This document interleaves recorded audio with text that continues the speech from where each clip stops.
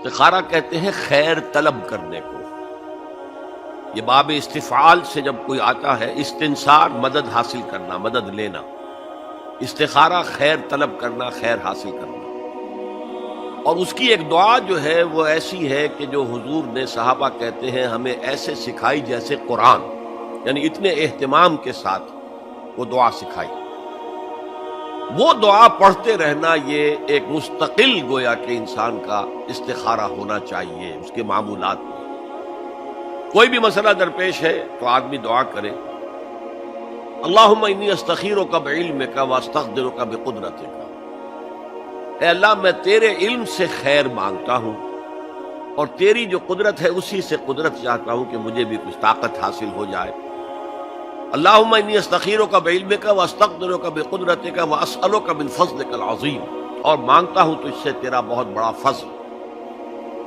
اللہم ان کنت تعلم ان ھذا الامر خیر لی فی دینی ومعاشی وعاقبۃ امری.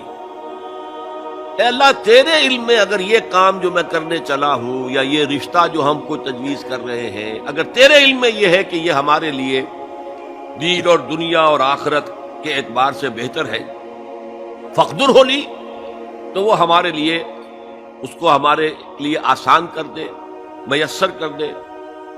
میسر ہو لی، اسے ہمارے لیے آسان کر دے. ثم بارک لی فی، اور پھر اس میں ہمیں برکتیں عطا فرما. وَإِن كُنْتَ تَعْلَمُ أَنَّ هَذَا الْأَمْرَ شَرٌّ لِّي فِي دِينِي وَمَعَاشِي وَعَاقِبَةِ أَمْرِي، اور اگر تیرے علم میں یہ ہے کہ یہ کام ہمارے لیے شر ہے، برائی ہے، دین میں بھی، دنیا میں بھی، اور عاقبت کے اعتبار سے بھی، فَاصْرِفْهُ عَنَّا یا عَنِّي، تو پھر اس کام کو مجھ سے دور کر دے. وَاصْرِفْنِي عَنْهُ، اور مجھے اس سے دور کر دے، اسے مجھ سے دور کر دے. وَاقْدُرْ لِي الْخَيْرَ حَيْثُ كَانَ ثُمَّ أَرْضِنِي بِهِ، اور اللہ خیر جہاں بھی ہو تیرے علم میں وہ ہمارے مقدر میں کر دے، اور پھر ہمیں اس کے اوپر راضی بھی کر دے. تو یہ استخارہ تو بہت ہی عمدہ بات ہے، اور یہ تو ہمیں اکثر معاملے میں کرنا چاہیے. البتہ وہ استخارہ نکالنا، یہ فلاں سے استخارہ نکال رہے ہیں، فال نکال رہے ہیں، پھر استخارے میں یہ سمجھنا کہ پھر یہ دعا مانگ کر 2 نفل پڑھ کے سو جاؤ تو خواب میں ضرور کوئی اشارہ ملے گا، ان چیزوں کا کوئی ثبوت نہیں ہے میرے علم کی حد تک، احادیث میں یا سنت میں.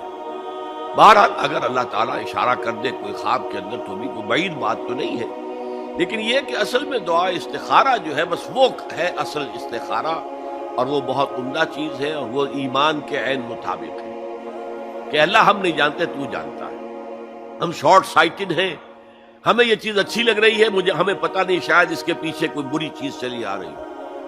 قرآن نے کہا ہے فَعَسَىٰ أَن تَكْرَهُوا شَيْئًا وَهُوَ خَيْرٌ لَكُمْ وَعَسَىٰ أَن تُحِبُّوا شَيْئًا وَهُوَ شَرٌّ لَكُمْ وَاللَّهُ يَعْلَمُ وَأَنتُمْ لَا تَعْلَمُونَ. ہو سکتا ہے تم کسی چیز کو برا سمجھو حالانکہ اسی میں تمہارا خیر ہو، اور ہو سکتا ہے تم کسی چیز سے محبت کرو حالانکہ اس میں تمہارے لیے شر ہو.